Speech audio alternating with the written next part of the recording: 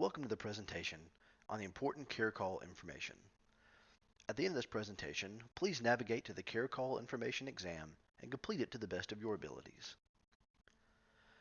Clocking in. Enter if you are clocking in or out. Listen to be sure that you selected the correct one and enter your 8-digit worker ID number provided to you at the end of orientation. Listen for your name and the Nightingale's name and enter 1 for correct. Listen for your client's name. You'll be able to clock in for up to 3 clients in the same home at one time. Enter 1 if correct. Listen for the client's name and enter 1 if correct. Listen for the list of services and enter 1 if the correct service. Listen for services again. Enter 1 if the correct service. Listen for your name, company name, client name, and service provided. Enter 1 if correct, and clock in is successful.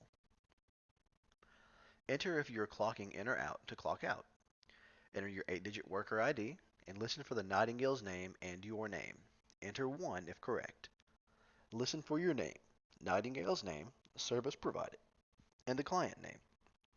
Enter 1 if correct. Listen for the client name.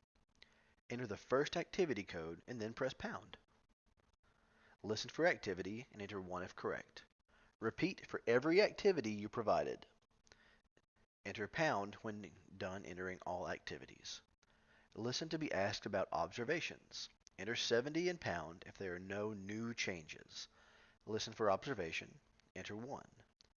Enter pound to end clock out. Enter 9. Successfully clock out.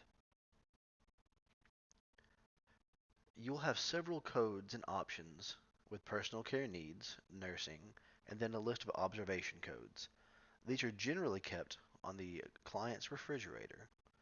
You will also be receiving, along with your name tag and clock-in number, an ID badge, on the back of which you will find the personal care codes listed here, the client observation codes listed, and the following nursing codes.